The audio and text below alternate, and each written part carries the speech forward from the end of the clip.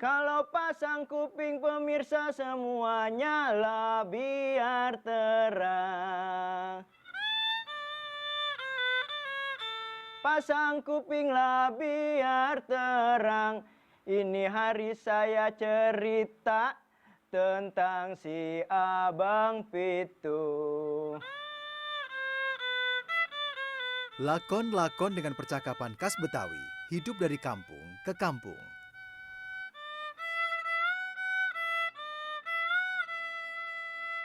Orang laki makin tua makin jadi. Ada duit rubuhan 1, 2, 3. Di mana aja bisa gua beli.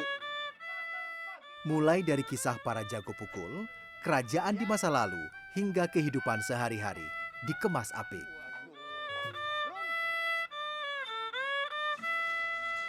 Tidak sekedar menjadi tontonan, melainkan juga sebagai tuntunan. Teater rakyat khas Betawi terus hidup tak lekang oleh waktu.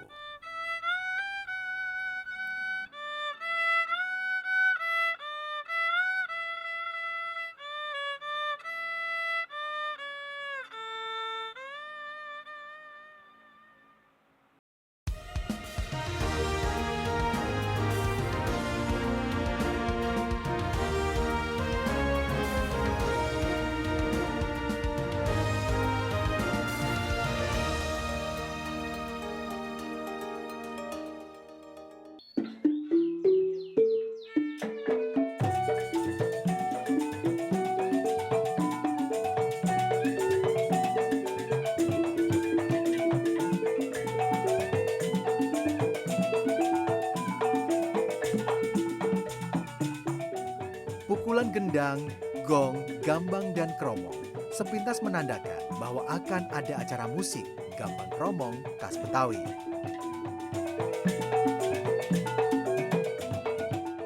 Namun jangan salah, iringan gambang kromong merupakan penanda bahwa lakon Jampang si Jago Betawi segera dimulai.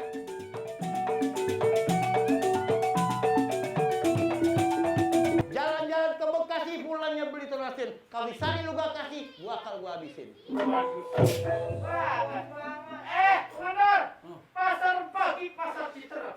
Citra membeli kentang. Iya. Ini pergi emang saya lagi Arab. Kalau pergi senjata kentang. Waduh.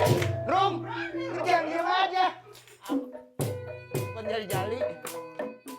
Ada pantun dan dialog-dialog khas Betawi yang diiringi musik tradisional biasa dikenal sebagai lenong Betawi. Nih. Bye.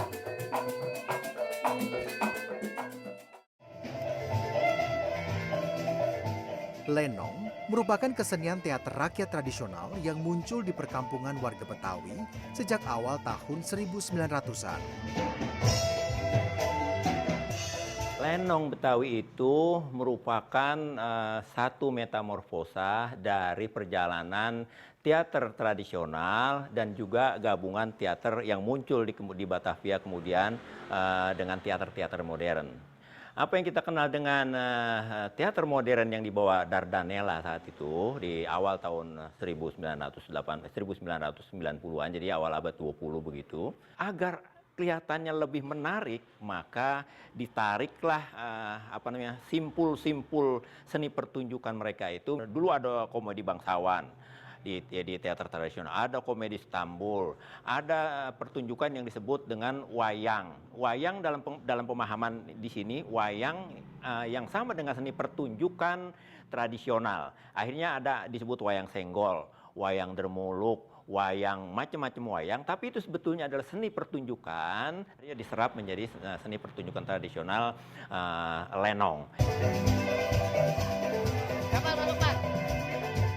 Di awal kemunculannya, lenong hidup dari barat Jakarta dan menjamur hingga ke pusat kota. Unsur Tionghoa melekat dari peralatan musik gambang kromong yang dimainkan.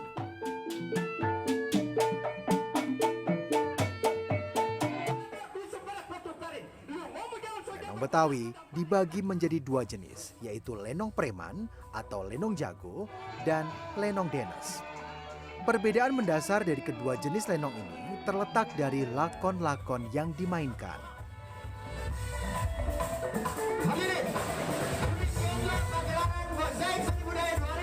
Lenong Denes ini disebut, ya orang Betawi nyebutnya Denes, padahal itu resmi sebetulnya. Arti dari Denes itu resmi, artinya dinas gitu. Kenapa disebut begitu? Karena cerita yang dibawakan pada lenong jenis lenong ini adalah bahasa Melayu tinggi.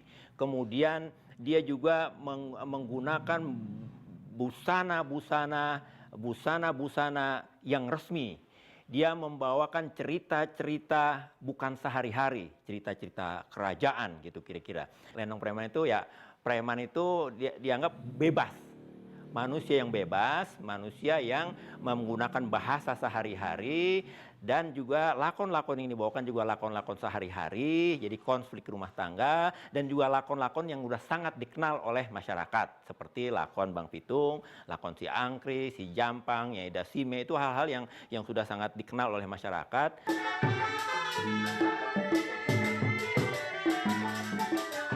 Meski sempat menjamur di pusat kota, saat ini sanggar kesenian lenong juga banyak tumbuh di pinggiran Jakarta.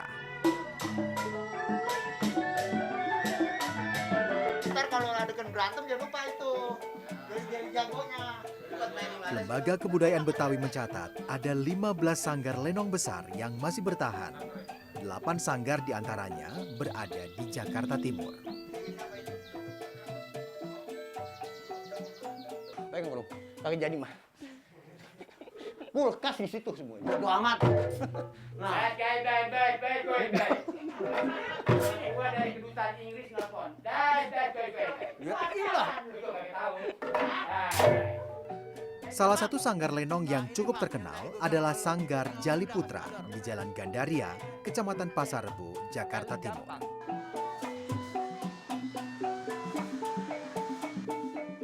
Sanggar ini berdiri di era tahun 1950-an dengan nama Lenong Sedap Malam. Sanggar dipimpin oleh salah satu seniman lenong tersohor kala itu, Kong Samatmodo. Seiring berjalannya waktu, Sanggar Sedap Malam diwariskan ke anak dari Kong Samat yang dikenal sebagai Babe Jali.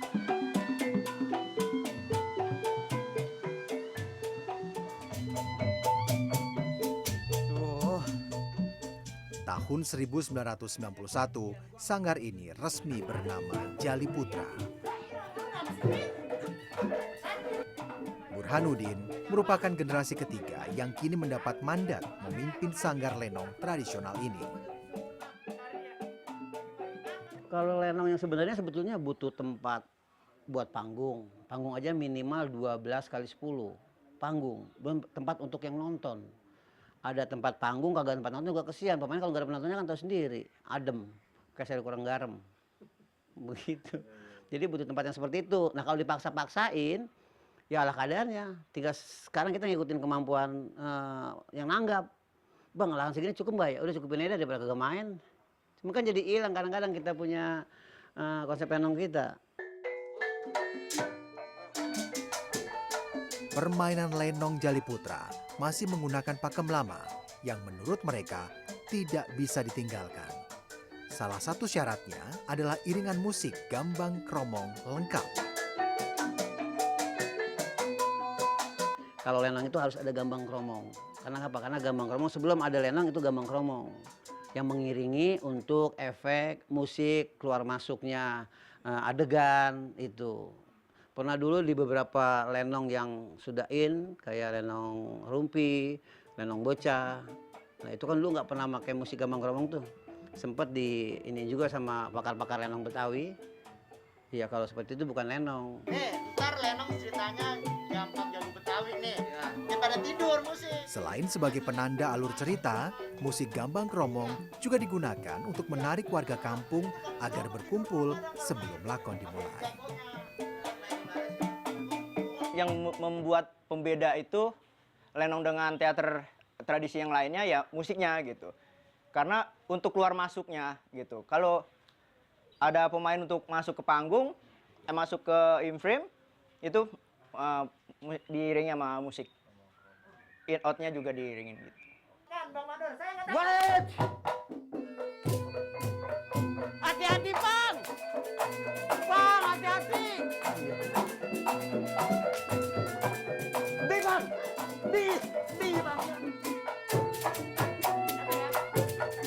Salah satu keunikan lakon-lakon dalam lenong Betawi adalah dialog yang muncul.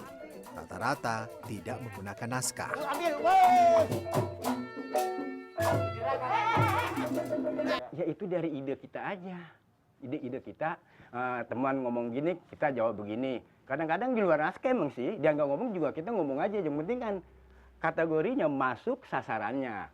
Otodidak, nggak ada yang ngajarin. Paling babe yang ngajarin. Makanya saya bilang, saya lebih cenderung, lebih senang ke cerita ketimbang ke lawak. Ya, kalau saya, wah cerita ini. Jadi saya tengetin, bahasa Betawi tengetin, saya ingetin gitu. Saya taruh dalam memori komputer saya.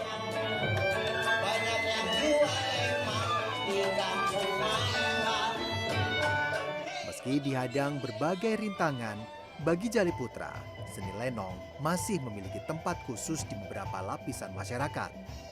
Hal inilah yang menjadi salah satu alasan Burhan dan pemain di sanggar lenongnya berjanji tetap aktif untuk melestarikan warisan budaya leluhur mereka.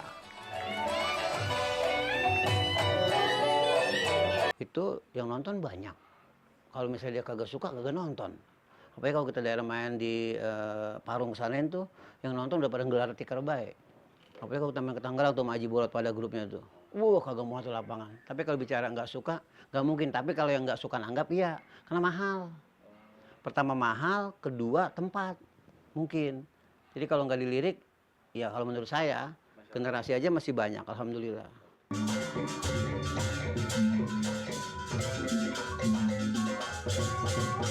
Tapi hampir 80% memang punya Betawi, punya topeng, tapi 20%-nya memang kita tinggal Sunda, cuma hanya bagian kecil aja.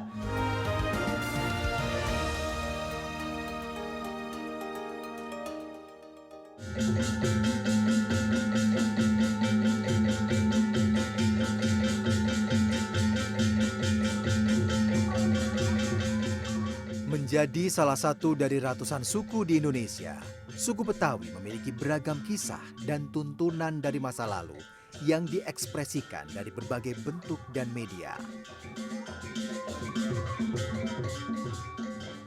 Kesenian topeng Betawi diantaranya, seni tradisional ini diyakini telah ada sejak abad ke-15 silam.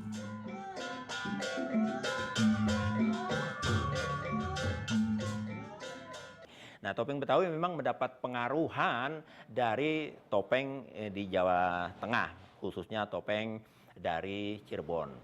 Nah, terutama dalam tariannya ya, dalam tarian topeng. Tapi kalau dalam lakon-lakonnya, dalam bahasanya itu menggunakan bahasa Betawi. Dan topeng ini memang mendapat pengaruh dari Jawa Barat, yaitu unsur-unsur Sunda.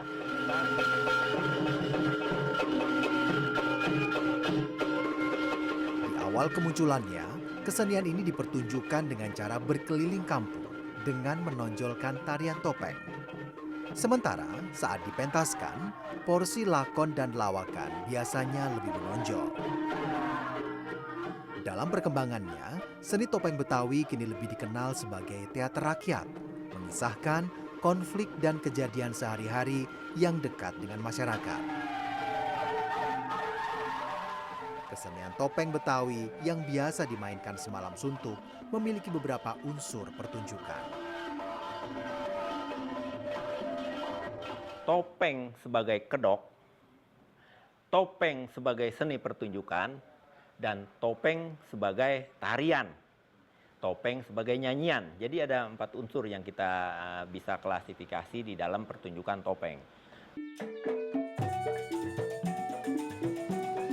Berbeda dengan lenong, kesenian topeng Betawi tumbuh dan berkembang di wilayah timur dan selatan Jakarta yang berbatasan dengan Provinsi Jawa Barat. Kampung Cisalak, Cimanggis, Depok dipercaya sebagai lokasi awal menjamurnya topeng Betawi.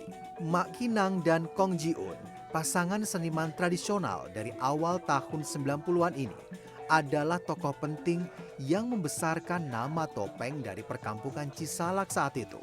Saat ini, warisan topeng Betawi asli Cisalak masih hidup dengan berdirinya Sanggar Topeng Betawi Kinang Putra yang dipimpin Andi Supardi. Jadi pendiri topeng Betawi, dia adalah seorang Pak Jiun dan Ibu Kinang. Nah, anak-anaknya udah generasi keduanya, diantaranya ada Bapak Kisam Jiun, ada Bapak Dali Jiun, ada Bokir Jiun, ada Bapak Naih Jiun, bapaknya Mandra.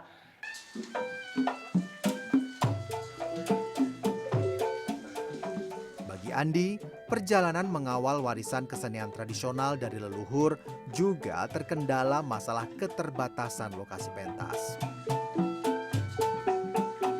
Sebetulnya kalau main di kampung agak susah. Satu, faktor tempat. Kedua, mungkin faktor agak mahal. Mungkin itu salah satunya ya.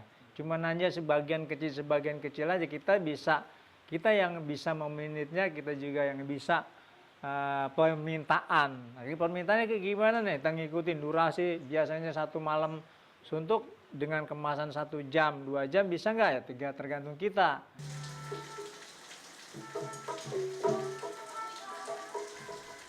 Pentas topeng Betawi memiliki pakem dan urutan pentas yang tidak bisa diubah.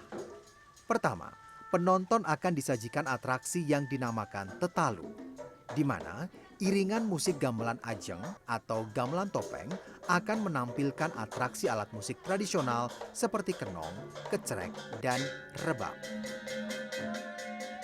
Setelah itu, penonton akan disajikan beberapa tarian topeng sebagai pembuka, seperti lipet gandes, topeng tunggal, dan topeng ekspresi. Yaudah begitu aja ya. Terima kasih banget ya, Pak. Sama-sama. Pokoknya kita semua dapat nih, modalnya pada dapat biar gede hati kan. Atraksi dilanjutkan dengan bebodoran atau lawakan yang langsung akan disambungkan dengan lakon atau cerita yang dipentaskan. Sekarang udah gas 10.000, 25. Tapi hampir 80% memang punya Betawi, punya topeng, tapi 20%-nya memang kita tinggal di Sunda, cuma hanya bagian kecil aja. Di bagian cerita mungkin lagunya Sunda, tapi di beberapa pertunjukan topeng ada beberapa segmen di depannya itu punya topeng. Mega! Oi, Coba dipanggil, oh yang mau laki. Mega! Masa? Mega! Apa? Apa sih ya, Bang? Ya Allah, astagfirullahaladzim. Bang! Berbeda dengan lenong, kekuatan lakon dalam topeng Betawi cenderung sederhana dengan kisah keseharian masyarakat Betawi. Masker. Emang masker makanya di situ, Bang? Saya makan apa gimana caranya? Pertunjukan lakon juga dilakukan secara spontan, tidak ada naskah. Para pemain hanya merepresentasikan apa yang biasa dialami dan diucapkan dalam keseharian mereka. Laki ini, Pok, yang Nasehatin, namanya Pak. laki bini, Oh. itu saling dorong-mendorong. Ya udah, dorong-dorong aja, dorong-dorong aja. Gitu, kira-kira Ini ada ngomong, ini. bini saya dari Jerman tuh, ya udah. Iya. Tuh, diturun aja, Pak. Dialog-dialog sederhana muncul dalam lakon topeng Betawi, memiliki makna tuntunan yang jauh lebih dalam dari sekedar tontonan yang menghibur. Iya. Meski memiliki campuran unsur budaya Sunda, jenis tarian dan iringan musik dalam topeng Betawi memiliki ciri khas sendiri sebagai bentuk identitas baru dari akulturasi yang berlangsung. Sikap narinya itu mendak. Dia biasanya tuh kan kakinya V, terus nanti sikap badannya agak ke depan, ntar abis itu mendak ke bawah. Kayak ya gini nih mendak. Itu biasanya ciri khasnya seperti itu. Kalau dari topeng Betawi itu iramanya ya seperti biasa sih, ngalir aja. Udah ada pakemnya sih. Biasanya kalau dari topeng Betawi itu setiap dari panggung ke panggung udah ada pakemnya. Ini dari musik ini, dari musik ini, dari musik ini, biasanya gitu. Sudah lazim diketahui, sebagian besar kesenian tradisional di Indonesia lahir syarat dengan makna yang sakral. Begitu juga topeng Betawi yang memberikan lebih dari sekedar hiburan rakyat.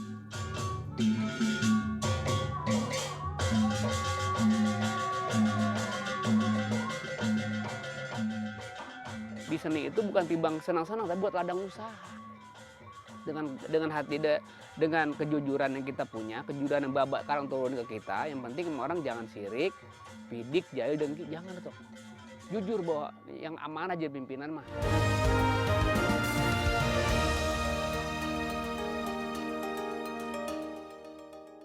Ini Bang Ubi ya? Iya, kok malah di sana? Itu pala kawe. Gua tadi matanya pakai topi kemari. Gua jalan tuh berburu. Emang cara pacarannya ya? Meski memiliki perbedaan yang sangat mendasar, masyarakat awam kadang masih belum bisa membedakan antara pertunjukan lenong dan topeng Betawi.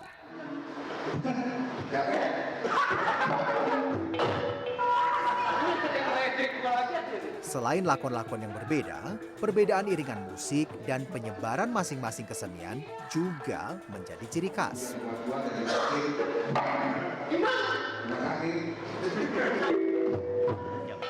Nah, yang paling menonjol di kuping kita itu adalah suara dari rebab. Ya, rebab dengan tehyan berbeda.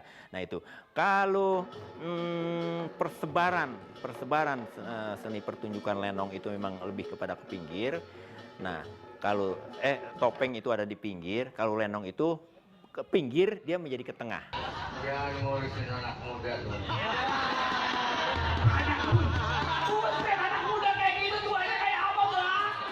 Di tahun 1970-an, saat masa kejayaan lenong dan topeng Betawi berlangsung, Gubernur DKI Jakarta saat itu, Ali Sadikin, membawa kedua teater rakyat Betawi ini ke panggung yang lebih besar.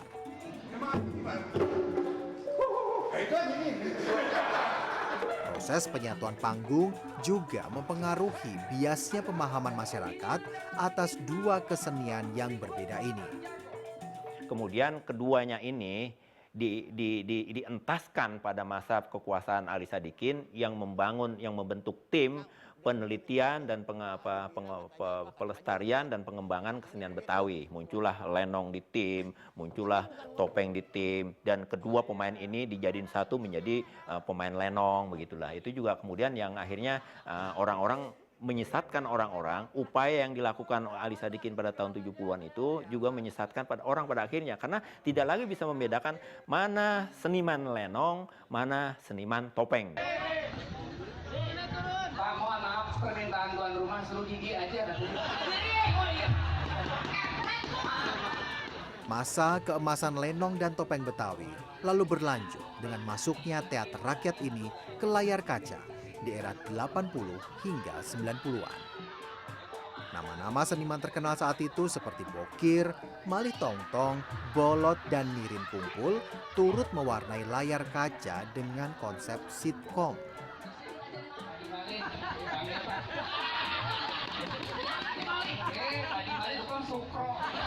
Nah, kalau bicara soal sinetron, terus dengan kejayaan di topeng Betawi sampai Baba di dunia sinetron, itu memang pergaulan juga. Baba kan bergerak dulu di namanya teater September tuh, Baba tuh. Di situ teaternya Bung Ali Sahab. Nah, salah satunya pemain di bagian bodor itu Baba Haji Mirin. Nah, aneh termasuk di situ, cuma emang ikut-ikut aja dulu tuh, ikut-ikut babe gitu, ikut-ikut tawa. Jadi kalau orang lagi ngebanyol, ngebodor, saya kagak tidur atau gimana, liatin tuh dia. Liatin dia gerak-gerik gimana, nanti satu saat lu bakal nurunin.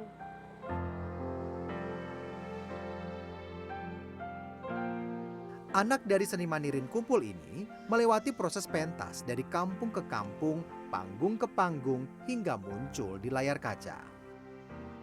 Di seni itu bukan timbang senang-senang, tapi buat ladang usaha. Dengan hati, dengan kejujuran yang kita punya, kejujuran yang Bapak sekarang turun ke kita, yang penting orang jangan sirik, pidik, jahil, dengki, jangan tuh.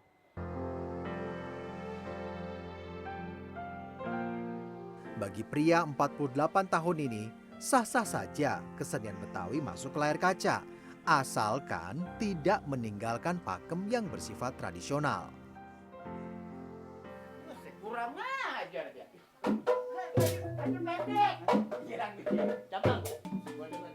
Menjamurnya kesenian teater rakyat khas Betawi hingga ke layar kaca turut membuat resah beberapa seniman tradisional. Pasalnya, beberapa acara ternyata tidak menggunakan pakem-pakem yang seharusnya ada. Ditambah, keberadaan kesenian di layar kaca ternyata tidak berdampak dengan promosi pertunjukan di kampung-kampung. Sebetulnya sebagai seniman Betawi kebanggaan Lenong bisa masuk di dunia TV ya. Asal jangan salah kaprah. Tadi yang Abang Edo bilang bahwa Lenong harus ada gambang kromong gitu. Dan bawalah Lenong itu nggak cuman yang rewel, yang bacot doang, bukan. Ada misi, ada cerita, ada banyolan, ada jadi kalau kata orang tua mah tontonan yang menjadi sebuah tuntunan gitu. Lah ketika ada di TV, wah saya bangga banget gitu. Baik lenong dan topeng Betawi merupakan kesenian tradisional yang bersifat kerakyatan dan improvisasi. Dari kedua hal itulah, orisinalitas sebuah seni tradisi seharusnya terjaga. Dari kampung ke kampung, panggung ke panggung, hingga media elektronik. Teater rakyat khas Betawi adalah tontonan yang diidentifikasi oleh para penikmatnya menjadi sebuah tuntunan bagi masyarakat luas.